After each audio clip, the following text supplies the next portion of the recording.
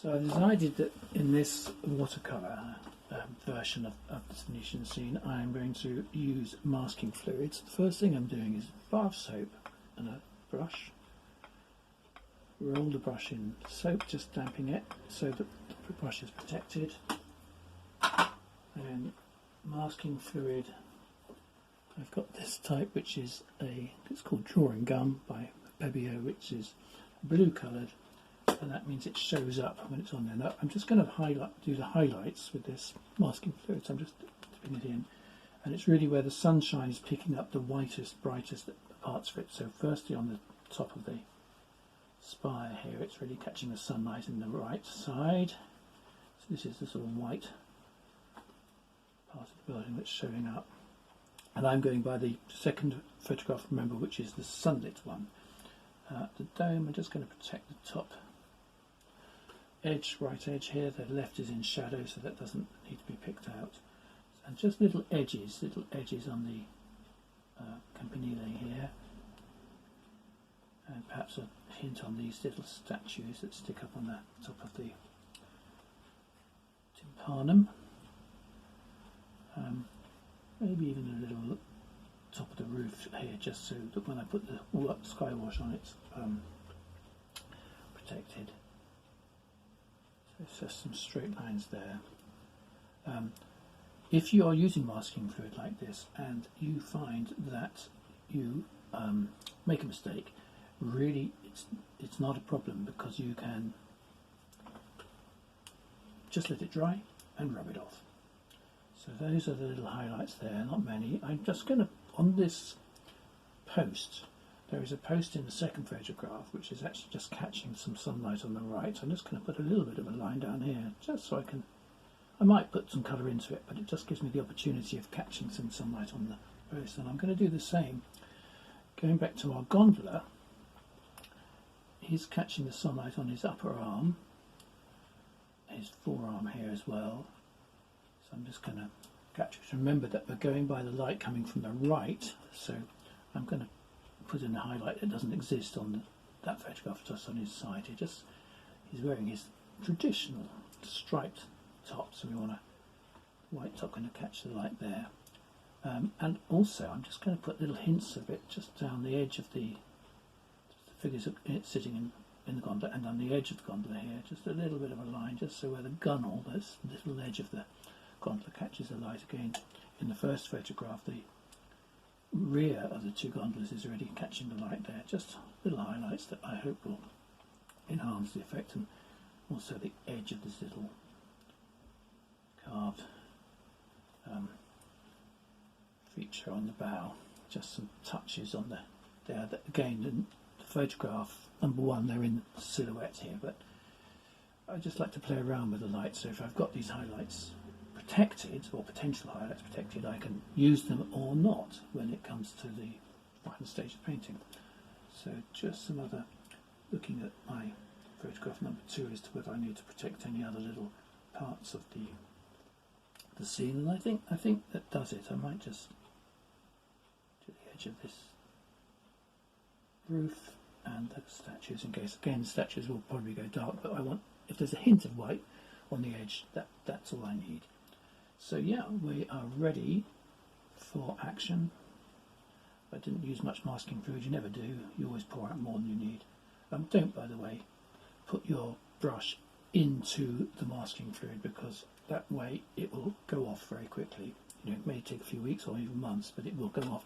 Oh yeah, just where the gondola is punting, for want of a better word, I'm just going to have a little bit of ripple in the water down here, which I'll protect, and again just at the bow, little ripple, just to protect. And I can probably avoid those when I paint, but it just reminds me that I want to keep a highlight of white water just there. So we are now ready for the painting stage. Let's let that dry.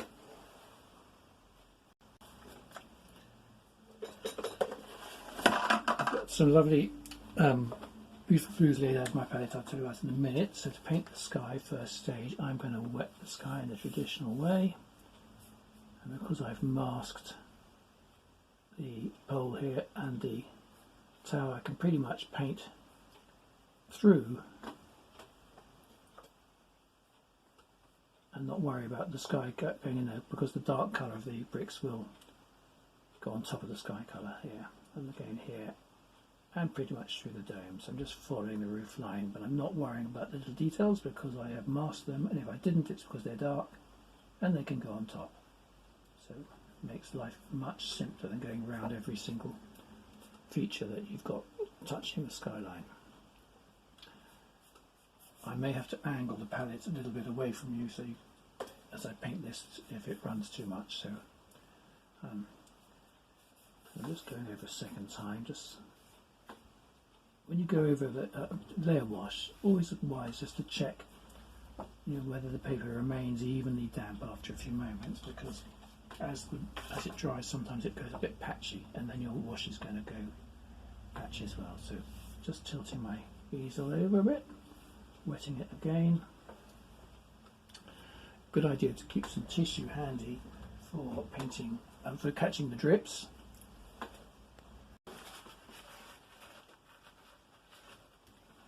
So they all soak in a bit.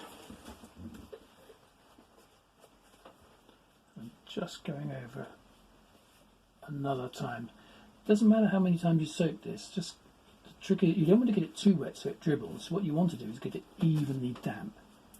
And the best way to get evenly damp is to put on 2, maybe 3 thinner applications of water. So it's just soaking in. Give it time to soak in. This is where, with watercolour, it's critical to give yourself the right time. And if you rush it, you won't get the best washes.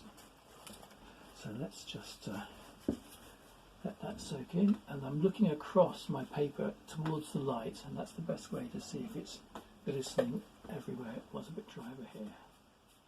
I'm using my Chinese brush. It's at least a 2-inch head on it. Plenty of there you go. Plenty of space for water in that brush. So we'll do the sky and then immediately follow it with the water to set the atmospherics. So the sky, I'm going to give a nice bit of a drama. The 2 photographs that we're really looking at have got some the first one's got lots of sort of cumulus. The second one has got, you can see it down here, it's got this strip of sky coming through, and I think I'm going to use that as my feature. So I'm going to have a lovely clear blue up here, a little strip of white, and I'm just going to leave space for that. And my blue is going to be a mixture of cobalt blue and a little bit of a phthalo blue. So we get a nice bright blue. And I've got a piece of test paper on the right of my easel here, just testing for the right blue. So you could just see that at the edge there. So we're ready. So get a nice big puddle of paint ready, test your colour, and then if you've got enough paint, you can do it in one swoosh. And I'm going to have a bit of drama here. I don't want to be too timid on the colour. So let's go for it. If we go up to the top, I've got my easel at a sort of 30-degree tilt, so it's just starting to run down. And just almost watching it run down is the lovely thing to initially. Let's just follow that through. Let's come down a bit lower. What I want to do is get the cloud sort of much lower down, or the strip of cloud. Just going to tilt my easel a bit flatter. Might leave a few little gaps. There's a beautiful turquoise colour to this spire where it catches the sunlight, so I'm going to leave, well, I've painted around it. If the colour spreads into it, it really doesn't matter.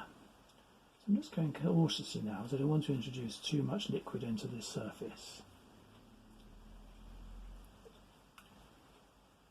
So as I come down, I'm just producing long sweeping strokes of the brush, leaving a few little gaps now.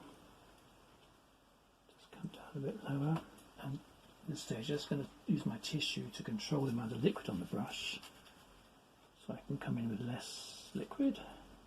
Just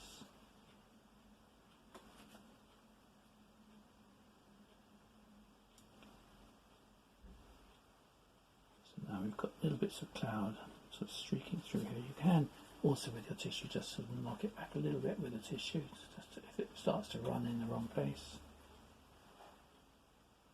It's becoming a bit lower. So I've got less colour on the brush now. I haven't actually mixed anything different, but with less colour I'm getting a paler sky lower down, which is as it should be. Although I've got, since I did my initial drawing, I have marked in the windows, but if you want to be more like Mr. Turner, he wouldn't bother with stuff like that. He'd have painted this at dusk or at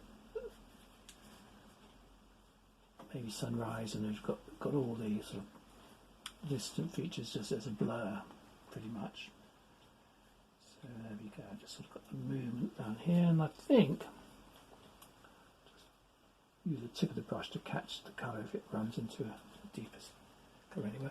So I've got my effect down here. I'm going to just, whilst we've got strength and damp surface, just test again on my colour, make sure I haven't got the wrong colour on my brush.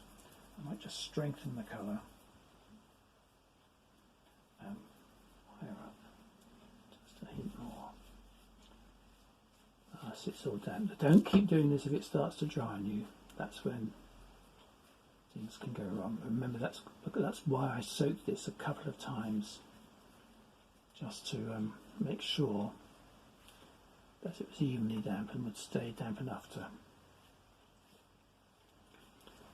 give me a chance to put this blue on. Now it's just floating down, connecting in. Just bringing it a little bit lower.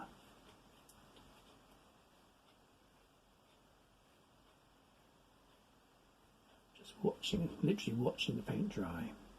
But getting the right effect in the wash is really key to how the whole painting will look in the end. So now I'm just squeezing the colour out of the brush just to suck up the little drips that have formed here and there. Not odd drips, they're little gatherings of colour. I quite like the fact that I've got this sort of colour floating down, and on top of the clouds a little bit of a blur but softer underneath. Again, squeezing the brush out, so if there's any little areas where the paint's too strong, you can tease it out, or just take the tissue to tease it out as well.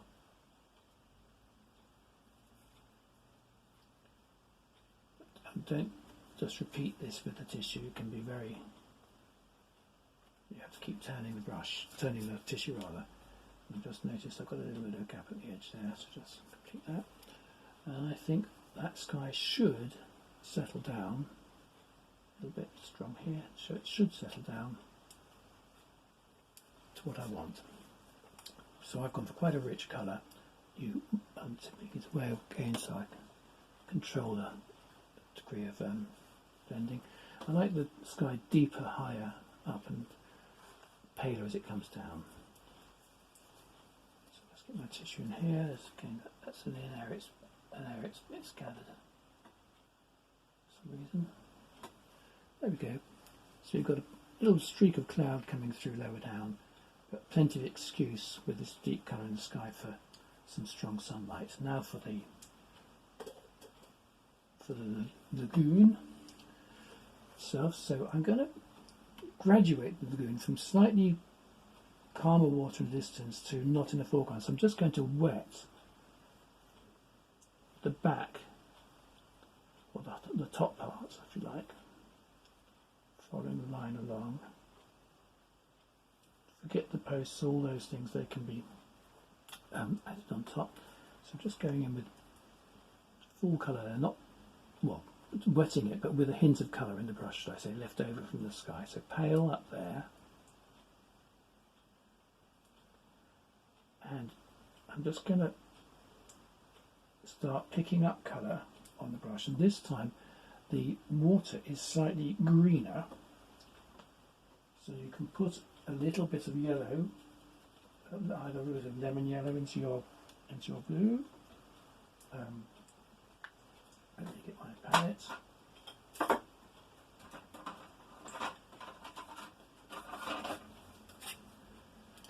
So here we go, here's our lemon yellow.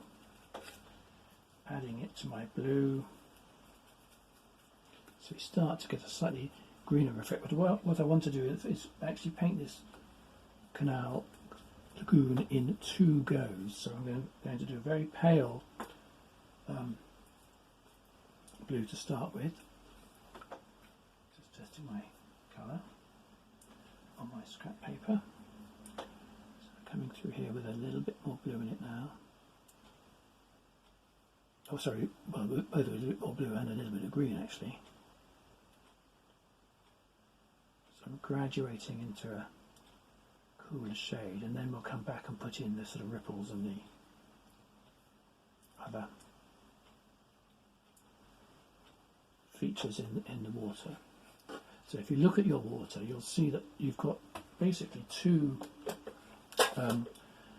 colours. The palest colour is pretty similar to the sky colour, so that's what I put in the distance, and then it goes a little bit more, then on top you've got a greener blue on top. So let's just get this pale colour going all the way through.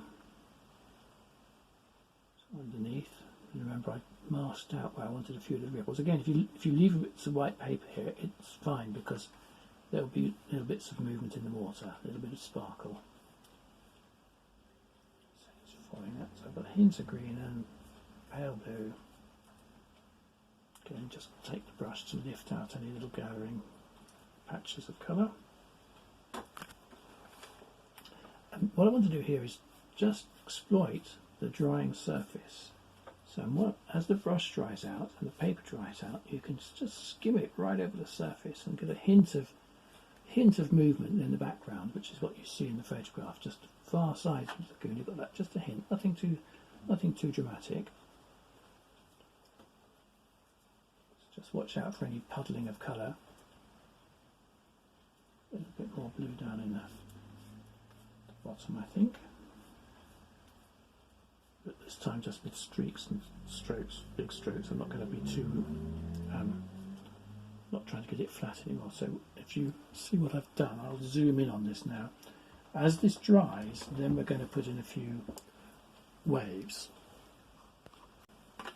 So our waves have got, as I say, a little bit more green in them. So I'm just using my lemon yellow with my sky colour, just going in strong enough. And actually I'm going to start underneath the gondola here because you've got a little bit of reflection. The water's darker just down here, underneath the end of the hull. So if I put that in to start with, there's a tiny bit of dampness left in the surface, but nothing too much. So we come along the edge of the boat with this deeper, stronger colour, and we've also got a really nice reflection curving down underneath the prow, so it goes down, so directly beneath the prow, the rippling reflection goes down like so.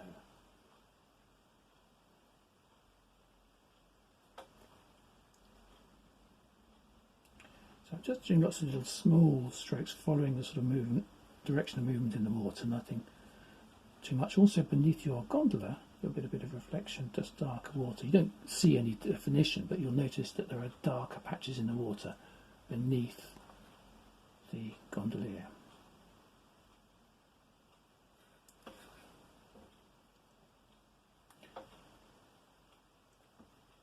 And there are a few little sparkly bits at the edge of the hull.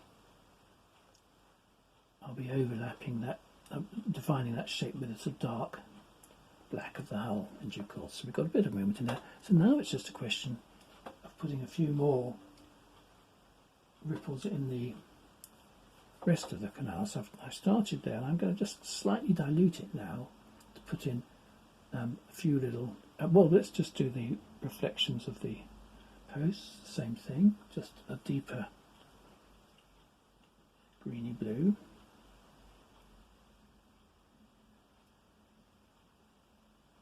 I actually drew my reflections first, but you don't really have to, you can just brush them in. So quite dark. And now we just want to hint it.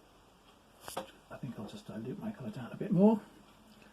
Some more little ripples and so on. So now, and this is painted into dry, remember, so we just for flicking it over the surface, and you've got slightly bigger shapes in the foreground, some overlap, some don't, and then you've got smaller ripples in the distance. So just putting a few broken shapes in here. So every stroke is no more than an inch in length. You've just got to pick up some movement here, and then as we go further back, the strokes get a little bit smaller, and we're just getting a little bit of movement. So I'm not going to actually put any of these strokes in the sort of highest inch of here. I'm just going to bring them up 2/3 of the way with little hints, and even here I'm putting them in.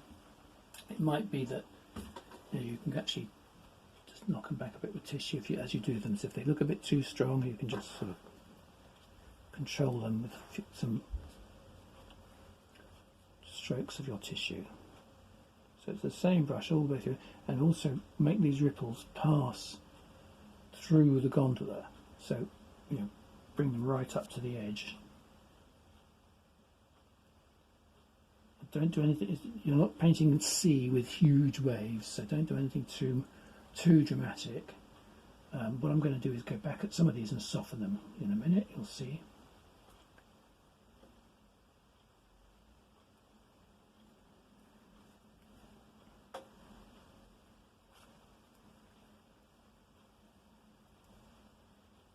I am easily restricting my access to the bottom of my block here, so let's just prop it up. I tell you, this is a simple technique. If you find you can't quite get to the bottom of your easel, you can use a cork like that, just to prop it up, just to balance it on, and then I can get my brush right down into the bottom part of it.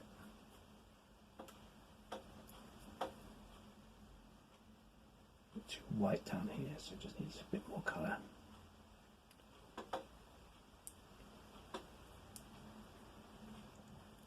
So having done my ripples, I can take another brush and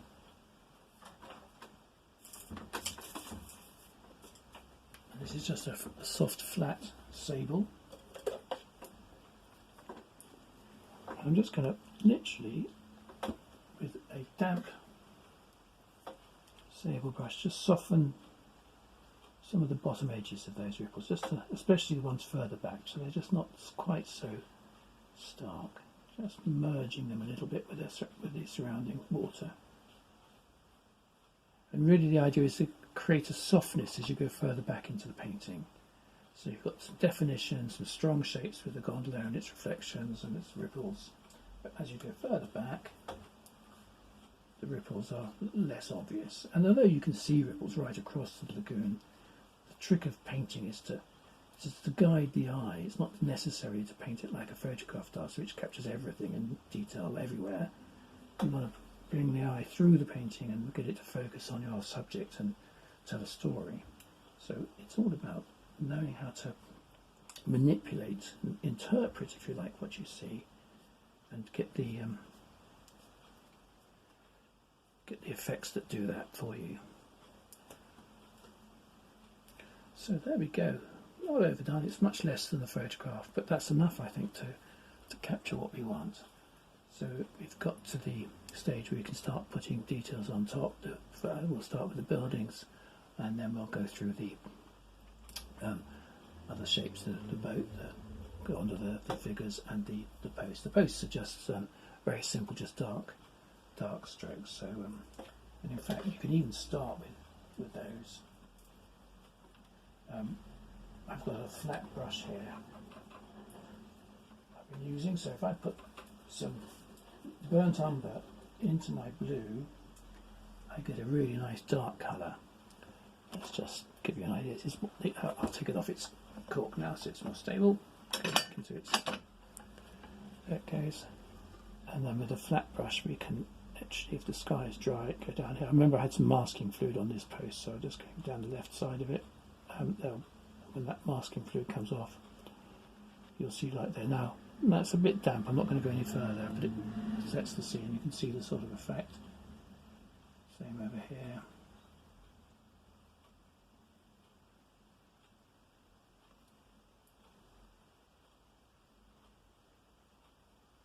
get the sense of the drama now. So now we've got to this stage, I'm going to let it all dry, then you can come back in the next video to see the buildings and the rest of it develop. Thank you for watching.